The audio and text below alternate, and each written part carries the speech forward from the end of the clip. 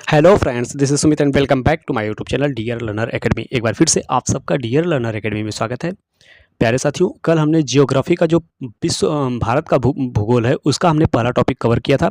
आज उसी टॉपिक से संबंधित कुछ और क्वेश्चन जो शेष रह गए थे, मतलब भारत के भूगोल में, उसको हम कवर करने वाले हैं। एग्जाम्पल के महाभारत सीरीज का जो सॉल्यूशन चल रहा है वो बहुत ही अच्छा चल रहा है और आपका रिस्पॉन्स भी हमें बहुत ही अच्छा मिल रहा है। हम बहुत आपके रिस्पॉन्स से बहुत खुश हैं। तो इसी क्रम में हम अपने अगले वीडियो को आज लेकर आए हैं। आज का भी टॉपिक होने वाला है भारत का भूगोल। भारत का भूगोल आज का लास्ट टॉपिक होने वाला है। इसके बाद हम पढ़ेंगे क्या, विश्व का भूगोल। ठीक, तो चलिए इसी तरीके से इसी प्रयास को आगे कायम रखते हैं। और आप लोगों से बस इतना ही कहना चाहते हैं कि यदि आप चैनल पर नए हैं तो चैनल को सब्सक्राइब कर लीजिए, बेल आइकन को दबा दीजिए, और ताकि जो भी वीडियो हम इस पर चढ़ाएं वह सबसे पहले आपको पता चल जाए। और यदि आप चाहते हैं तो और थोड़ा सा कष्ट करके इस वीडियो को शेयर कर दिया कीजिए, ताकि वीडियो उन सभी तक पहुंच पाए जो उत्तर प्रदेश पुलिस का एग्ज़ाम देने वाले हैं। ठीक, चलिए हम इसी क्रम में अपने प्रश्नों को देखते हैं हमारे प्रश्न में क्या दिया गया है। कल हमने 35 क्वेश्चंस तक कवर कर लिया था। आज 36 क्वेश्चन से शुरू करेंगे। 36 क्वेश्चन में कह रहा है कि 2011 की जनगणना के अनुसार भारत की महिला साक्षर दर कितनी है। मतलब 2011 की जनगणना के अनुसार जो है भारत की महिला साक्षर दर कितनी है, ये हमको बताना है। तो इसका जो सही जवाब है वह है 65.5%। ऑप्शन डी इसका सही जवाब है। 65.5% जो है 2011 की जनगणना के अनुसार भारत की महिला साक्षरता दर है। चलिए हम इसी क्रम में अपने अगले प्रश्न को देखते हैं कि हमारे अगले प्रश्न में क्या दिया गया है। निम्नलिखित में से भारत का सबसे दक्षिणी बिंदु कौन सा है। भारत के दक्षिणी बिंदु को बताना है कि सबसे दक्षिणी बिंदु कौन सा है। तो इंदिरा पॉइंट जो है वह भारत का सबसे दक्षिणी बिंदु है। ऑप्शन ए इसका सही जवाब होगा, इंदिरा पॉइंट। ठीक, 37 नंबर क्वेश्चन का ऑप्शन ए इंदिरा पॉइंट जो है सही जवाब है।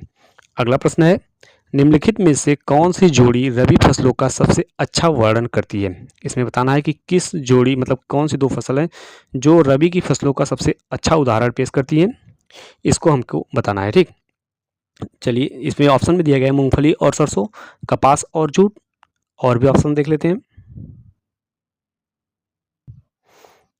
गेहूं और जौ, और धान और मकई। तो जो रबी की फसलों का सबसे अच्छा उदाहरण है वह है आपका ऑप्शन सी, गेहूं और जौ जो है रबी की फसलों का सबसे अच्छा किस्म है। ठीक है, चलिए हम अपने अगले प्रश्न को देखते हैं हमारे अगले प्रश्न में क्या दिया गया है। जनगणना 2011 के अनुसार उत्तर प्रदेश के निम्नलिखित में से कौन से जिले में साक्षरता दर सबसे अधिक है। ठीक, 39 नंबर क्वेश्चन का ऑप्शन बी सही है, जीवी नगर। ठीक, जनगणना 2011 के अनुसार उत्तर प्रदेश के निम्नलिखित में से कौन से जिले में साक्षरता दर सबसे अधिक है, तो वो है आपका जीवी नगर। ठीक, चलिए हम अपने अगले प्रश्न को देखते हैं। उस बिंदु को क्या कहा जाता है जहां भूकंप के दौरान ऊर्जा का निष्कासन होता है। अब भूकंप के दौरान जहां से ऊर्जा का निष्कासन होता है उस बिंदु को क्या कहेंगे, उसे हम कहते हैं क्या, अवकेंद्र। ऑप्शन डी इसका सही जवाब है, अवकेंद्र। ठीक, चलिए इसी क्रम में हम अपने अगले प्रश्नों को देखते हैं हमारे अगले प्रश्न में क्या दिया गया है। अगला प्रश्न है, निम्नलिखित में से कौन सी श्रृंखला एक छोर पर लद्दाख को कश्मीर की घाटी और चिनाब नदी से अलग करती है और हिमाचल प्रदेश क्षेत्र में स्पीति से किन्नौर को अलग करती है। हमें इसके बारे में बताना है। तो 41 नंबर क्वेश्चन का ऑप्शन सी जो है जास्कर श्रृंखला है, यही जो है दोनों को अलग करती है। ऑप्शन सी इसका सही जवाब है, जास्कर श्रृंखला। ठीक, चलिए अगले प्रश्न को देखते हैं। भारत के कौन से राज्य में सबसे अधिक सिंचित क्षेत्र हैं। ठीक, भारत के कौन से राज्य में सबसे अधिक सिंचित क्षेत्र हैं, तो ये है आपके उत्तर प्रदेश। ऑप्शन बी इसका सही जवाब है, उत्तर प्रदेश में सबसे अधिक सिंचित क्षेत्र हैं। अगले प्रश्न की बात करें तो बनिहाल रेलवे सुरंग कहाँ स्थित है। 43 नंबर क्वेश्चन का ऑप्शन डी सही है, पीर पंजाल रेंज में। ठीक है, ऑप्शन डी इसका सही जवाब है, बनिहाल रेलवे सुरंग जो है पीर पंजाल रेंज में स्थित है। चलिए हम अपने अगले प्रश्न की तरफ बढ़ते हैं। जारवा किस क्षेत्र के आदिवासियों की एक जाति है। जो जारवा नाम की एक जाति है वह किस क्षेत्र के जातियों की एक जाति है, तो आप कह सकते हैं कि अंडमान द्वीप समूह की एक जाति है, जिसको हम क्या कहते हैं, जारवा नाम से जानते हैं। अगला प्रश्न क्या कह रहा है कि जोग जलप्रपात निम्नलिखित में से किस भारतीय राज्य में स्थित है। जोग जलप्रपात के बारे में बताना है कि यह किस भारतीय राज्य में स्थित है, इसके बारे में हमको बताना है। तो जो है जोग जलप्रपात कर्नाटक में स्थित है, कर्नाटक, यानी ऑप्शन बी इसका सही जवाब होगा। अगला प्रश्न कह रहा है कि बहुत अधिक नमी और भारी वर्षा वाली गर्म उष्णकटिबंधीय स्थिति किस फसल के लिए अनुकूल जलवायु है। ठीक, यानी कि बहुत अधिक मतलब भारी वर्षा वाली गर्म उष्णकटिबंधीय स्थिति और नमी वाली, ठीक, अधिक नमी वाली किस फसल के लिए अनुकूल जलवायु है, ये हमको बताना है। तो 46 नंबर क्वेश्चन का ऑप्शन डी यानी जूट जो दिया गया है ये बिल्कुल सही जवाब है। जूट के लिए बहुत ही उपयोगी होती है। ठीक, 46 का ऑप्शन नंबर डी सही जवाब है। अगले प्रश्न की बात करते हैं। अगला प्रश्न है हमारा 47। प्यारे साथियों, एग्जामपुर के विवेक सर ने इतना बढ़िया ढंग से इसको तैयार किया है कि आप सोच भी नहीं सकते। जो उत्तर प्रदेश के लेवल का है, बहुत ही सटीक क्वेश्चन है, जहाँ से क्वेश्चंस बनते हैं इन सब को डिस्कवर करने के बाद उन्होंने ये एक प्रैक्टिस सेट तैयार किया है। चलिए अगले प्रश्न को देखते हैं। 47 नंबर क्वेश्चन है, मोनाजाइट रेत से निकला थोरियम चट्टानों के विघटन से निर्मित है। मतलब किस चट्टानों के विघटन से निर्मित होता है? तो ये है आपका प्रीकम्ब्रियन, ऑप्शन डी इसका सही है। प्रीकम्ब्रियन जो है इसके चट्टानों के विघटन से यह निर्मित है। कौन? मोनाजाइट रेत से निकला थोरियम। हमारा अगला प्रश्न है, विरहोर वन्य आदिवासी हैं जो परंपरागत रूप से खानाबदोश हैं, वे मुख्यतः निम्न में से किस भारतीय राज्य में रहते हैं। ठीक, हमको ये बताना है कि वे किस राज्य में रहते हैं। तो ये रहते हैं आपके झारखंड में, ऑप्शन ए इसका सही जवाब है, झारखंड। ठीक, चलिए अगले प्रश्न को देखते हैं। अगला प्रश्न 49 है, इसमें कह रहा है कि निम्नलिखित में से कौन सा भारत का सबसे स्थिर पठार है। भारत का सबसे स्थिर पठार कौन सा है? तो दक्कन का पठार जो है भारत का सबसे स्थिर पठार है। 49 का ऑप्शन नंबर सी सही जवाब है। अगला प्रश्न क्या कहता है उसको देख लेते हैं।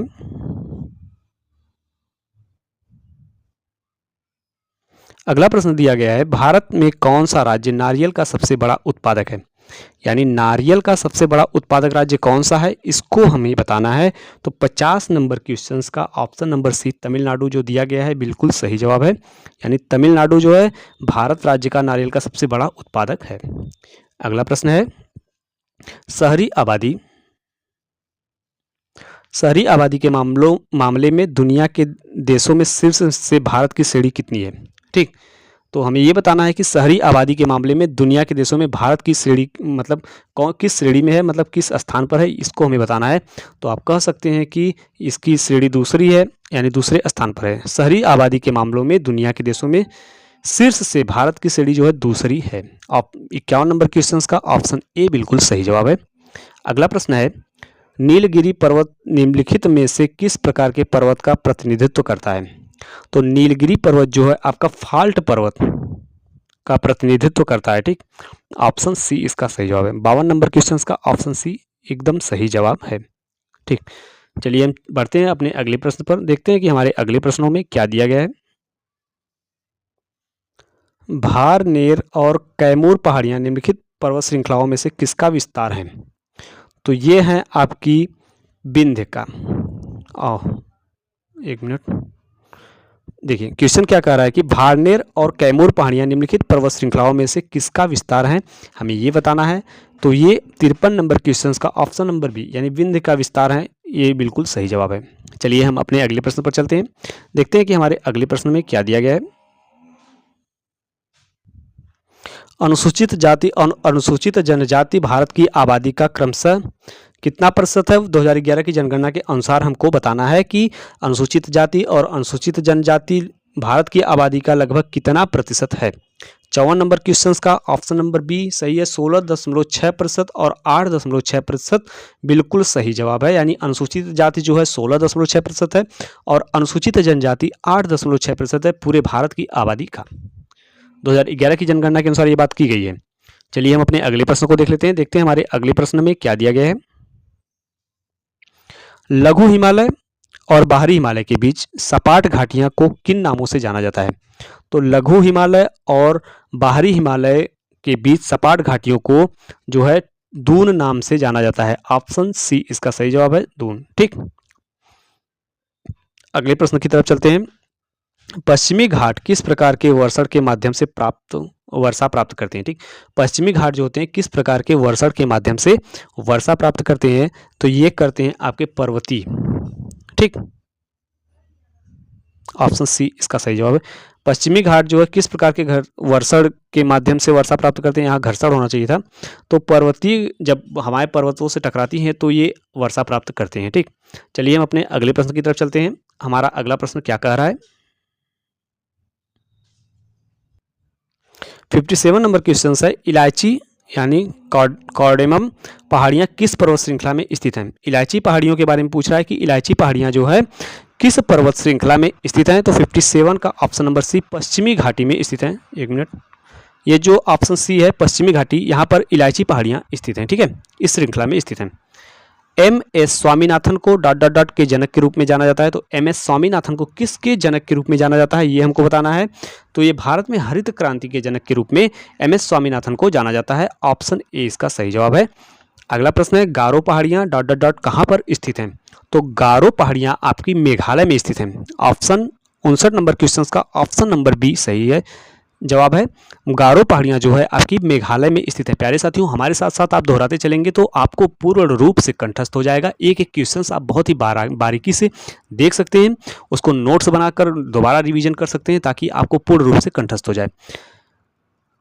और रही बात पीडीएफ की, तो पीडीएफ भी हम आप लोगों को प्रोवाइड कराते रहेंगे, आप टेंशन मत लीजिए। इस समय थोड़ी सी तबीयत खराब चल रही है जिसके तहत हम आपकी इच्छाओं को पूर्ण करने में असमर्थ हो रहे हैं। तो चलिए कोई बात नहीं, हम 1-2 दिन में आपकी पीडीएफ लगवा देंगे। और सबसे बड़ी बात है कि आप लोग डेली रिवीजन पर बने रहिए। ठीक, हर एक वीडियो को पूरा देखा कीजिए और अपने जो है कमेंट्स को हमें बताया कीजिए, अपने भावों को बताया कीजिए कि आपको वीडियो कैसी लगी या फिर आपको क्या समझ में नहीं आया। डाउट्स को भी हमसे पूछा कीजिए ताकि हम भी अपने जो भी मान लीजिए कमियां रह जा रही हैं, छोटा भाई समझकर आप उसे माफ़ कर दिया कीजिए और उसको हम दूर करने का प्रयास करेंगे। अगर आपको कोई भी डाउट्स रह जा रहा है, आप हमें कमेंट बॉक्स में पूछा कीजिए, बेझिझक पूछिए, हम पूरा सपोर्ट करेंगे आपके डाउट्स को दूर करने का। ठीक है, तो चलिए हम अपने अगले प्रश्न की तरफ चलते हैं, देखते हैं कि हमारे अगले प्रश्न में क्या दिया गया है।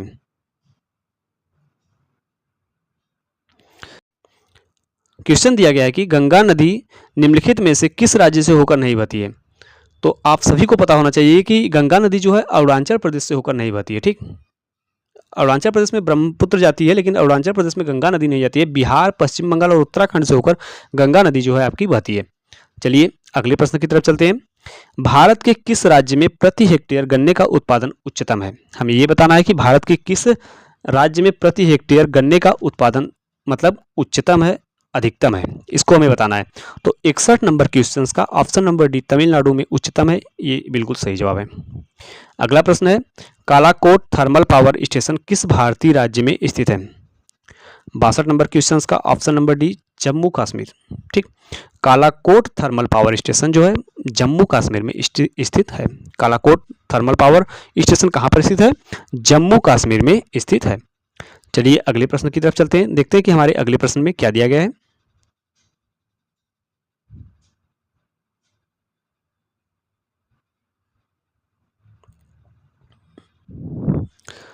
धौलागिरी शिखर का दूसरा नाम क्या है। हमें बताना है कि धौलागिरी शिखर का दूसरा नाम क्या है। तो उसका नाम दूसरा है श्वेत पर्वत। ऑप्शन सी इसका सही जवाब है। धौलागिरी शिखर का दूसरा नाम श्वेत पर्वत है। कोरिंगा गरान वन कहाँ है।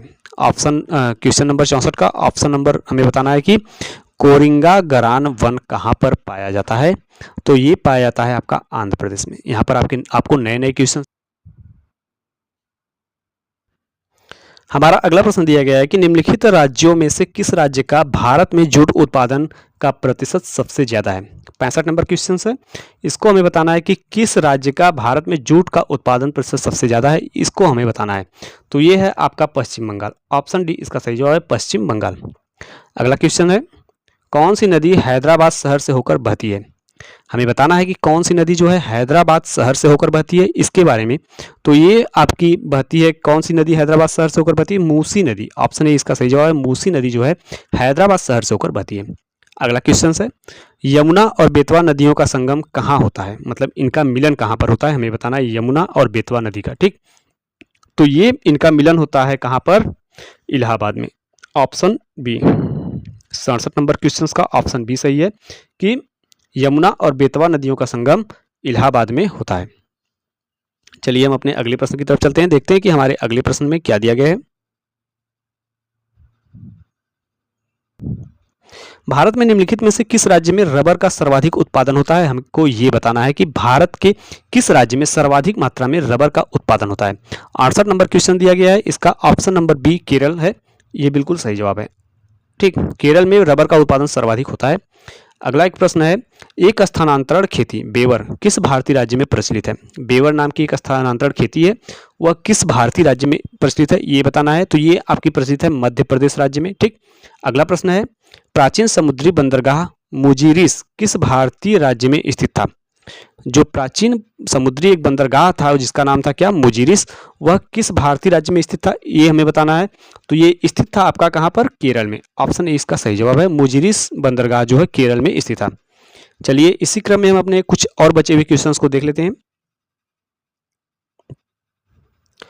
बैलाडीला छत्तीसगढ़ में एक जगह है डॉट के समृद्ध भंडार के लिए जाना जाता है। ठीक, किसके समृद्ध भंडार के लिए जाता है? तो ये जाना जाता है हेमेटाइट के समृद्ध भंडार के लिए जाना जाता है। 71 का ऑप्शन नंबर सी सही जवाब है। अगला प्रश्न है, निम्नलिखित में से किस भारतीय राज्य में जंगल सबसे ज्यादा क्षेत्रफल में फैले हुए हैं? तो ये जो जंगल फैले हुए हैं वह आपके फैले हुए हैं कहाँ पर? अरुणाचल प्रदेश में। चलिए अपने अगले प्रश्न की तरफ चलते हैं, देखते हैं कि हमारे अगले प्रश्न में क्या दिया गया है।